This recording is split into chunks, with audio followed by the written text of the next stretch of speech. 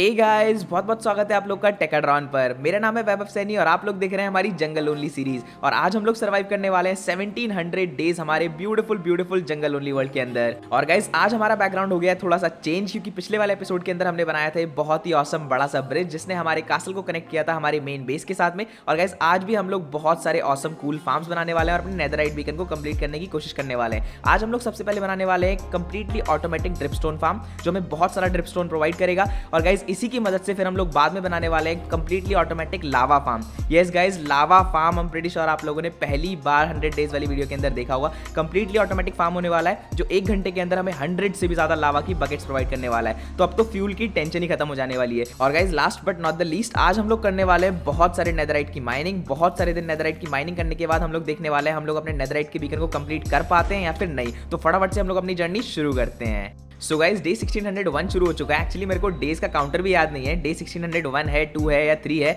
और मैं अपने ब्रिज पर ऐसे ही घूम रहा था कासल वाले। और आप लोग को दिखा देता हूँ, ये है वो ब्यूटीफुल सी एंट्रेंस जो हमने पिछले वाले एपिसोड के अंदर बनाई थी। तो यार अगर आपने पिछला वाला एपिसोड नहीं देखा है ना तो फटाफट से जाकर देखो, बहुत ही ज्यादा ऑसम एपिसोड था वो। और यहाँ से कुछ इस तरह की ऑसम एपिक सी एंट्रेंस मैंने बना रखी है। तो गाइस सबसे पहला काम आज का ये है कि फटाफट से हम लोग केव्स के अंदर जाते हैं। मैंने किसी माइनशाफ्ट के अंदर, अगर आप लोगों ने शुरू से जंगल की सीरीज देखी है तो किसी माइनशाफ्ट के अंदर स्टार्टिंग में मुझे बहुत सारा ड्रिपस्टोन मिला था जो कि मैंने कलेक्ट नहीं करा था। अब मैं वही ढूंढने के लिए जाने वाला हूं और बहुत सारा ड्रिपस्टोन कलेक्ट करने वाला हूं। और गाइस यहां पर ड्रिपस्टोन की तलाश शुरू हो चुकी है। मैं अपनी पहली माइनशाफ्ट के अंदर आ चुका था। ये माइनशाफ्ट काफी पास में थी हमारी माइंस के, तो मेरे को इसे ढूंढने में कोई परेशानी नहीं हुई। और जब मैंने इसकी लूट चेकआउट करी तो बहुत ही घटिया लूट थी, मुझे लिटरली गोल्ड मिला था। अब यार हमारे पास कंप्लीटली ऑटोमेटिक इतना बड़ा सा गोल्ड फार्म है और इतने सारी अलग अलग तरह के फार्म्स हैं कि मेरे को इसके अंदर की लूट कुछ खास लगी नहीं। और गाइस इसके बाद मैंने अपनी जर्नी आगे कंटिन्यू करी। इस माइनशाफ्ट के अंदर घूमते घूमते मुझे कुछ ऐसा लग रहा था जैसे काफी जाना पहचाना सा इलाका है। और यहाँ पर मेरे को एक केव स्पाइडर स्पॉनर भी दिख गया जहाँ से एक स्पाइडर आ रही थी। मैं एक्चुअली उसका वेट कर रहा था कि कब ये आए और कब मैं इसे मारूं। और गाइस मैं सोच रहा था कि स्पॉनर को तोड़ देता हूं, बट फिर मैंने तोड़ा नहीं, क्योंकि फ्यूचर में हम लोग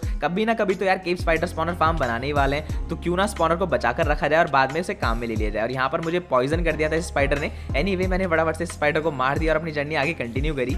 और मुझे ऐसा लग रहा था कि मैं दूसरी माइनशाफ्ट के अंदर आ चुका था इस पॉइंट पर। ये शायद उसी माइनशाफ्ट से कनेक्टेड थी। और इसके अंदर जब मैंने लूट देखी तो बहुत ही घटिया लूट थी। और आगे वाली चेस्ट के पास जब मैं गया ना गाइस, सामने मेरे को एक और चेस्ट नजर आ चुकी थी। और इसके अंदर जब मैंने लूट चेकआउट करी तो मुझे एक डायमंड मिल गया था। चलो कुछ तो अच्छी लूट मिली यार। वैसे हमारे पास डायमंड की भरमार है, ब्लॉक्स पे ब्लॉक्स हमारे पास पड़े हुए हैं। और यहाँ पर जब मैंने एक और लूट चेस्ट चेकआउट करी तो गाइस इसके अंदर बहुत बढ़िया लूट थी। लॉयल्टी 3 की एक बुक मिल गई थी। फ्यूचर में अगर कभी हम वो लेकर आते हैं ट्राइडेंट, तो ये हमारे काफी काम आने वाला है। तो गाइस ट्राइडेंट पे अगर हम लॉयल्टी 3 लगाते हैं तो वापस हमारे पास रिटर्न होकर आ जाता है, जो कि बहुत अच्छी बात है। और गाइस एक्सप्लोर करते करते मेरे को एक जैकपॉट लग चुका है। अभी तक ड्रिपस्टोन तो नहीं मिला है, बट फिर भी एक जैकपॉट लग चुका है। अब आप लोग सोच रहे होंगे यार पीछे स्पॉनर ही तो है तेरे, तो इसमें जैकपॉट क्या हो गया। अब गाइस जैकपॉट ये है कि जब मैं लूट चेस्ट खोलूंगा ना तो आपको पता लगने वाला है। फटाफट से मैं आप लोग को इसकी लूट दिखाता हूँ। इस वाली लूट चेस्ट के अंदर तो कुछ खास लूट है नहीं, आप लोग देख सकते हैं, डिसेंट सी लूट है। बट गाइस जब मैंने दूसरी लूट चेस्ट चेकआउट करी ना तो आप लोग देखो यार, यहाँ पर एक एन्चांटेड गोल्डन एप्पल मिल चुका है। इस टाइम मुझे बहुत ज्यादा खुशी हो रही है, क्योंकि गाइस अगर आप लोग को याद हो तो मेरे पास एक भी एन्चांटेड गोल्डन एप्पल नहीं है। तो आप लोग सोच सकते हो यार मुझे कितनी ज्यादा खुशी हो रही होगी। और गाइस एक और काफी कमाल की चीज हुई, जब मैं स्पॉनर से बाहर की तरफ जा रहा था, मतलब दोबारा से केव्स की तरफ जा रहा था, तो यहाँ पर मुझे डायमंड्स मिल चुके थे। बस मैं डिग करके जा ही तो रहा था यार, और बीच में मेरे को डायमंड्स मिल गए। और काफी बढ़िया बात थी, अपने फॉर्च्यून 3 वाली पिकैक्स के साथ जब मैंने इसे माइन करा तो मेरे को लगभग 14 से 15 डायमंड्स मिल चुके थे, जो कि बहुत बढ़िया बात थी।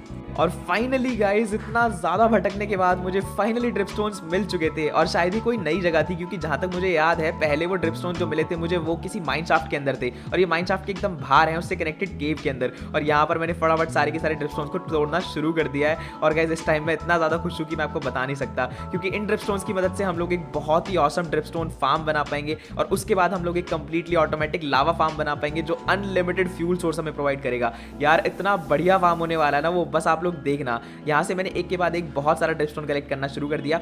मेरा प्लान था कि जितना का जितना ड्रिपस्टोन यहाँ पर है मैं सारा का सारा कलेक्ट कर लेके जाऊँ, और उसके बाद अगर आसपास और भी ड्रिपस्टोन की केव्स है तो सारी की सारी ड्रिपस्टोन मैं वो भी माइन कर लूँ। तो जितना ज़्यादा हो सकता था मैंने यहाँ से ड्रिपस्टोन माइन किया और उसके बाद मैं सरफेस के ऊपर वापस आ गया।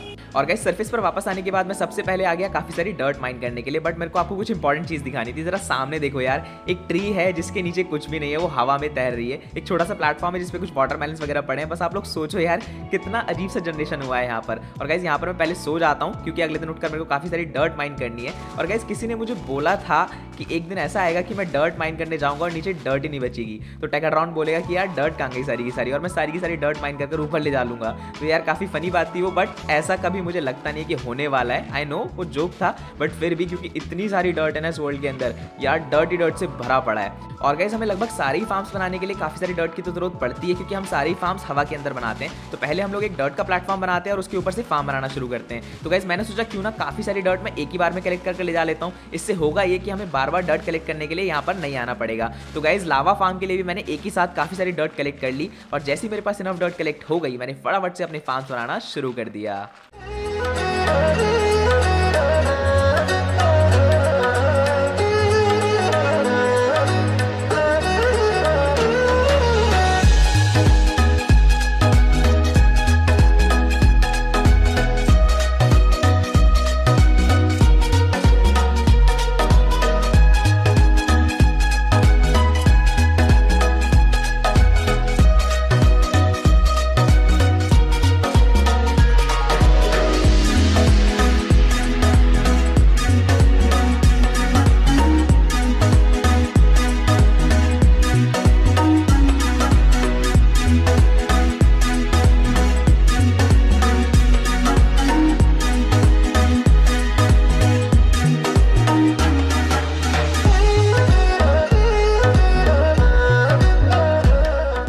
और गाइज इसी के साथ हमारा कंप्लीटली ऑटोमेटिक ड्रिपस्टोन फार्म बनकर एकदम रेडी हो चुका है। और इसको बनाने में मैंने जितना सोचा था उससे कहीं ज़्यादा टाइम इसलिए लग गया क्योंकि इसके अंदर काफ़ी सारे रेडस्टोन के सर्किट्स थे जो कि मेरे से बार बार गलत होने में लगे हुए थे। आई नो आप लोगों ने टाइम लैप्स में भी नोटिस करा ही होगा, बार बार ये रेडस्टोन का सर्किट ब्रेक होने में लगा हुआ था, बट किसी तरह मैंने इसको बनाकर कंप्लीट कर दिया। थोड़ा सा कॉम्प्लेक्स डिज़ाइन था बट काफ़ी बढ़िया डिज़ाइन था। और गाइज इसका उगने का रेट जो है वो ज़्यादा तेज़ नहीं होता है, तो हम लोग को उतना ड्रिपस्टोन जितना हमने सोचा था उतना मिलने वाला है नहीं, बट फिर भी हम लोग काम चला लेंगे। हमें मेनली इसलिए ड्रिपस्टोन चाहिए कि हम लोग अपना लावा फार्म बना सकें, और उतना ड्रिपस्टोन तो यार हमारे पास कलेक्ट हो ही चुका है ऑलमोस्ट। और गाइज एक बार फिर से वो टाइम आ चुका है जिसका आप लोग इतने टाइम से वेट कर रहे थे। मैं फटाफट से अपने इस जायंट वीट फार्म को हार्वेस्ट करने वाला हूँ। ये रहा लीवर, मैंने इस लीवर को खींच दिया यहाँ पर, बट फिर भी हमारा वीट फार्म हार्वेस्ट नहीं हुआ। मैं थोड़ा सा चौंक गया ये देख के, बट जब मैं ऊपर की तरफ गया तो मैंने नोटिस करा कि डबल टिक वाला फार्म है हमारा। तो फटाफट से मेरे को एक बार और लीवर को खींचना पड़ेगा, जिसकी वजह से वो फार्म पूरी तरह हार्वेस्ट होएगा। तो मैंने यहाँ पर आया और फटाफट से इस लीवर को एक बार और खींचा, और अब आप लोग नोटिस करेंगे कि ऊपर की तरफ से पानी आना शुरू हो चुका है और हमारा वीट फार्म हार्वेस्ट होना शुरू हो चुका है। यार देखो कितना जबरदस्त लगता है वीट फार्म हार्वेस्ट होते हुए। आप लोग देख रहे हो सारा का सारा वीट जा रहा है, और बिल्कुल ही कम टाइम के अंदर सारा वीट जो है हमारे हॉपर्स के थ्रू चेस्ट के अंदर आकर कलेक्ट हो जाएगा। हमारे पास ऑलरेडी बहुत सारा वीट था, और मैं फटाफट से इस फार्म को अब बंद कर देता हूं। 2 बार फिर से लीवर खींचना पड़ेगा इसको बंद करने के लिए। अभी आप लोग देख सकते हैं बंद नहीं हुआ है, बट एक बार और अगर मैं लीवर खींचूंगा तो ये हमारा फार्म जो है बंद हो चुका है। अब गाइस सारा का सारा पानी खुद से चला जाएगा। इसको मैं दोबारा से रीप्लांट अभी नहीं करने वाला हूं, क्योंकि मेरी हालत खराब हो जाएगी अगर मैंने दोबारा रीप्लांट करा तो। अब फटाफट से हम लोग अपनी जर्नी आगे कंटिन्यू करते हैं। इसके बाद गाइस मैं अपने गोल्ड फार्म के ऊपर आ गया था, और इस बार का गोल ये नहीं था कि मैं बहुत सारा गोल्ड इकट्ठा कर लेकर जाऊं, बट इस बार का गोल ये था कि मेरे को अपनी सारी की सारी टूल्स जो है वो रिपेयर करनी थी। तो मैंने यहाँ पर फटाफट से निशाना लगाया, बट मेरा निशाना चूक गया और ये हमारा फार्म हो चुका है एक्टिवेट। अब गाइस सारे के सारे जो ज़ॉम्बीफाइड पिगलिन्स है वो हमारी तरफ आ रहे हैं। सिंपल सा मैकेनिज्म है जिससे हमारा गोल्ड फार्म वर्क करता है। मैंने आपको हर एपिसोड के अंदर बताया है, और गाइस अभी तक मैंने इसको ऑटोमेटिक नहीं करा। आई एम रियली सॉरी, मैं बार बार भूल जाता हूँ, थोड़ा सा आलसी हो गया हूँ मैं, क्योंकि मेरे एग्जाम्स वगैरह चलते रहते हैं बीच बीच में, तो उस चक्कर से मेरे को टाइम नहीं मिल पाता है। बट एनीवे फटाफट से हम लोग अपनी सारी की सारी टूल्स जो है रिपेयर कर लेते हैं। यहाँ पर खड़े होकर सिंपली अपनी स्वॉर्ड स्विंग करनी है, और आप लोग देख सकते हैं सारी की सारी एक्सपी पॉइंट्स जो है वो कलेक्ट हो रहे हैं। मेरे ऑफ हैंड में जो मेरी टूल है वो रिपेयर होती जाएगी। शवल ले रखा है मैंने, पहले मैं शवल को रिपेयर कर रहा हूँ, उसके बाद धीरे धीरे करके एक एक टूल को मैं रिपेयर कर लूंगा। और गाइस जैसी सारी टूल्स रिपेयर हो जाएंगी मैं फटाफट ओवरवर्ल्ड के अंदर वापस जाऊंगा और अपने लावा फार्म बनाने की तैयारी शुरू कर दूंगा। और गाइस यहाँ पर एक वियर्ड सा कोइंसिडेंस हो रहा था, जब मैं ओवरवर्ल्ड के अंदर वापस आ रहा था यहाँ पर मुझे रात मिल रही थी। पिछली बार भी रात ही हो रही थी और इस बार भी रात ही हो रही है। तो फटाफट से पहले तो मैं जाकर सो गया, और उसके बाद अगले दिन सुबह उठकर हम लोग जाने वाले थे अपने गन पाउडर फार्म पर AFK करने। अब गाइस यहाँ पर मैं कोशिश कर रहा था कि मैं टॉप वाले प्लेटफॉर्म के ऊपर लैंड हो जाऊँ अपने इलाइट्रा की मदद से ही,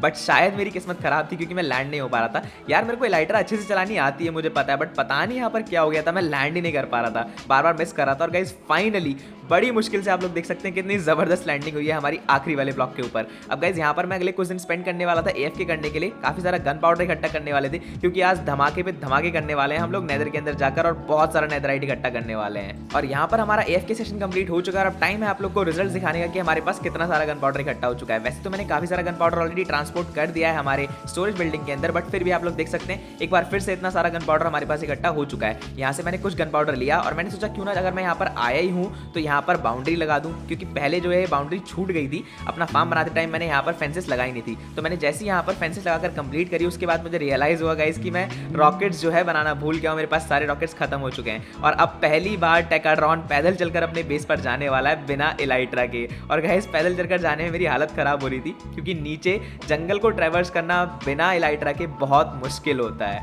और गाइस देख रहे हो यार आप लोग, जब से इलाइट्रा मिला है उसके बाद पहली बार मैं पैदल चलकर अपने बेस पर जा रहा हूँ और अब मुझे पता लग रहा है कि हमारा बेस कितना बड़ा है और कितना दूर है। वहां पर जाने में हालत खराब हो रही है। वैसे बहुत पास लगता है, लेकिन जब पैदल चलकर जाते हैं ना तो पता लगता है कितना दूर है। आप लोग देख सकते हो यार, अभी तक नजर ही नहीं आ रहा है अपना कुछ बेस का, किसी भी टाइप की बिल्डिंग नजर ही नहीं आई है अभी तक, तो काफी टाइम लगने वाला है वहां तक पहुंचने में।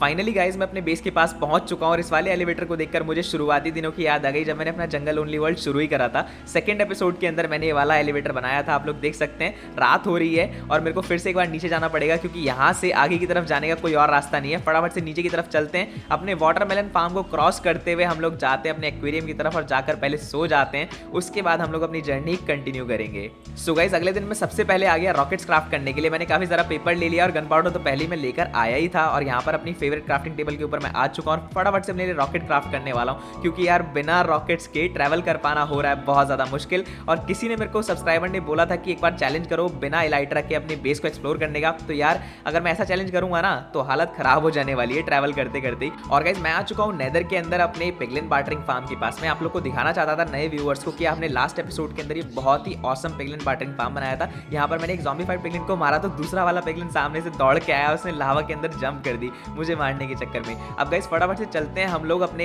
नेदर बेस के ऊपर और जाकर बनाते हैं बहुत सारी बकेट, क्योंकि हमारा नेदर के अंदर आने का मेन गोल आज का यही है कि हम लोग बहुत सारे लावा लेकर जाने वाले हैं यहाँ से अपना लावा फार्म बनाने के लिए। और गाइस इसलिए मैं यहाँ पर आया हूँ। मैंने काफी सारा आयरन जो है जमा करके रख लिया। फटाफट से जाकर बनाने वाला हूँ मैं बहुत सारी बकेट्स, और बकेट्स बनाने के बाद ले जाने वाला हूँ बहुत सारा लावा। और गाइस जहाँ तक मुझे लगता है हमें लगभग 64 बकेट्स की जरूरत पड़ने वाली है और मेरे पास उतनी बकेट्स आप लोग देख सकते हैं बनकर रेडी हो चुकी हैं। लगभग एक स्टैक बकेट की जरूरत पड़ने वाली है, वो 16 वाली नहीं 64 वाली, तो उतना ही लावा हम लोग इकट्ठा करके ले जाने वाले हैं। मैं फटाफट से जाता हूँ और आप लोग देख सकते हैं यहाँ पर आकर मैंने लावा जो है कलेक्ट करना शुरू कर दिया है। एक के बाद एक मैं बहुत सारी लावा की बकेट्स भरता जा रहा था। और गाइस जैसे ही मेरे पास इनफ लावा कलेक्ट होने वाला था ना, फटाफट से हम लोग अपना कंप्लीटली ऑटोमेटिक लावा फार्म बना देने वाले थे। बहुत ऑसम डिजाइन होने वाला है और गाइस ये लावा फार्म बहुत ज्यादा एफिशिएंट होने वाला है। और यहाँ पर गाइस मैं सिर्फ एक ही शल्कर बॉक्स लेकर आ पाया हूँ अभी। आई थिंक मेरे को 2 शल्कर बॉक्स की जरूरत पड़ने वाली है, क्योंकि बहुत सारी लावा बकेट्स हम लोग लेकर जाने वाले हैं और 2 से भी ज्यादा शल्कर बॉक्स की शायद जरूरत पड़ने वाली है। तो मैं फटाफट से करता हूँ बहुत सारी लावा बकेट्स कलेक्ट और आप लोगों से मिलता हूँ ओवरवर्ल्ड के अंदर। आप लोग फटाफट से टाइम लैप्स एंजॉय करो, क्योंकि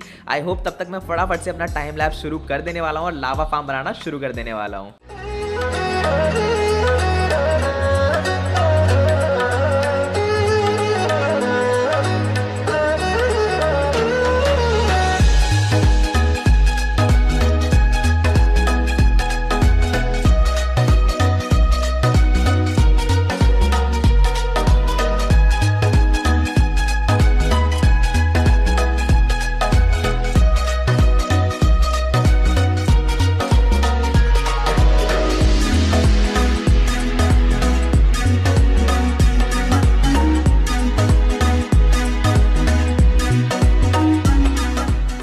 फाइनली गाइज हमारा लावा फार्म बनकर रेडी हो चुका है। कंप्लीटली ऑटोमेटिक डिजाइन है गाइज ये और शल्कर क्राफ्ट के डिजाइन पर बेस्ड है। आप लोग देख सकते हैं पीछे मैंने ड्रिपस्टोन की मदद से कुछ लावा फार्म बनाया है। आप लोगों ने बहुत सारी यूट्यूब वीडियो के शॉर्ट्स के अंदर देखा होगा, ड्रिपस्टोन से drop by drop lava collect होता है और मैंने कुछ इस तरह से इसको कनेक्ट करा है। सामने हमारा पोशन फार्म है, आयरन फार्म है और गाइज अगर आप राइट साइड देखेंगे तो यहाँ पर हमारा पूरा का पूरा बेस नजर आ रहा है। तो गाइज यहाँ पर मैंने इसकी लोकेशन कुछ इस जगह रखी है। आप लोग को मैं बता देता हूँ कैसे इसको यूज करना है। यहाँ पर खाली हमें राइट क्लिक कर खड़े होना है हाथ में बकेट लेकर। इस वाली चेस्ट के अंदर हमारी लावा वाली बकेट जो है कलेक्ट होती रहेंगी। आप लोग देख सकते हैं अभी मेरे हाथ में रॉकेट है तो रॉकेट छूट रहे हैं। फिलहाल अपनी इन्वेंटरी फुल कर बकेट्स लेकर खड़े होना है तो हमारे पास लावा कलेक्ट होता रहेगा। काफी सिंपल सा डिजाइन है बट बहुत ज्यादा एफिशिएंट है। और गाइस 1 घंटे के अंदर लगभग 100 से भी ज्यादा लावा बकेट्स ये डिजाइन हम लोग को देने वाला है। तो गाइस देखा रहे तो बहुत ऑसम फार्म है। तो अब हम अपनी जर्नी फटाफट से आगे कंटिन्यू करते हैं। और गाइस अब मैं जा रहा था अपनी स्टोरेज बिल्डिंग के पास में बहुत सारे मटेरियल्स गैदर करके बहुत सारी टीएनटी बनाने, क्योंकि अब हम लोग जाने वाले थे नेदर के अंदर और करने वाले थे बहुत सारे दिन नेदराइट की माइनिंग और कोशिश करने वाले थे अपने अपने नेदरराइट बीकन को कंप्लीट करने की।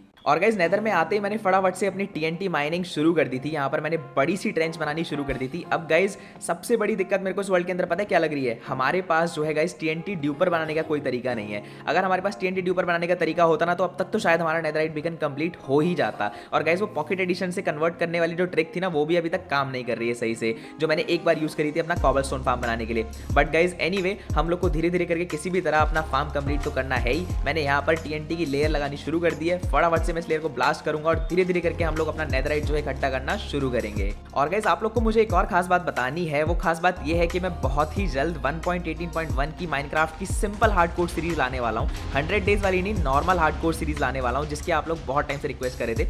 बस गाइस आप लोगों से उम्मीद करूंगा कि आप लोग ऐसे प्यार देते रहे मेरी हार्डकोर सीरीज को, और मैं आगे आप लोग के लिए बहुत सारा एंटरटेनमेंट से भरा कंटेंट लाता रहूंगा। अब गाइस यहाँ पर जब मैंने पहली टीएनटी चेन जो ब्लास्ट करी ना उसके अंदर से मेरे को थोड़ा सा डिसअपॉइंटमेंट हुआ, क्योंकि मेरे को एक भी एंशिएंट डिब्री नजर नहीं आ रही थी। और गाइस इस बार मैं नेदर वेस्ट बायोम के अंदर था, मैं क्या बोलते हैं सोल सैंड वैली के अंदर नहीं था। आप लोगों ने कई बार सजेस्ट करा है कि सोल सैंड वैली के अंदर माइन मत करो क्योंकि वहां पर कम एंशिएंट डिब्रीज मिलती हैं। तो गाइस मैं आगे देखता जा रहा था बट मेरे को एक भी एंशिएंट डिब्री नहीं मिल रही थी। फाइनली गाइस थोड़ा सा पार्कोर और बड़ा सा लावा समंदर पार करने के बाद मुझे पहली एंशिएंट डिब्री की स्ट्रिप नजर आ चुकी थी, और ये 3 एंशिएंट डिब्रीज आई थिंक एक साथ थी। और गाइस सबसे ज्यादा खुशी ना पहली एंशिएंट डिब्रीज मिलने पर ही होती है। आप किसी भी माइनिंग सेशन के अंदर आओगे उसके बाद तो एंशिएंट डिब्रीज मिलती रहती हैं तो उतनी ज्यादा खुशी नहीं होती, बट पहली एंशिएंट डिब्रीज मिलने पर बहुत ज्यादा खुशी होती है। और गाइस इसके बाद मैं लगातार एक के बाद एक बहुत सारी टीएनटी चेन्स लगाता जा रहा था और उन्हें ब्लास्ट करता जा रहा था। मैं आज रुकने वाला नहीं था क्योंकि आज मेरा एम था कि लगभग मैं 5 से 6 नेदरराइट के ब्लॉक इकट्ठे कर लेकर जाऊं, उससे पहले मैं रुकने वाला बिल्कुल नहीं हूं। और ये शायद हमारी दूसरी या तीसरी टीएनटी की चेन थी, और आप लोग देख सकते हैं मैंने थोड़ा सा गड़बड़ के साथ में इसको ब्लास्ट करा, मेरे को काफी सारा डैमेज पड़ गया।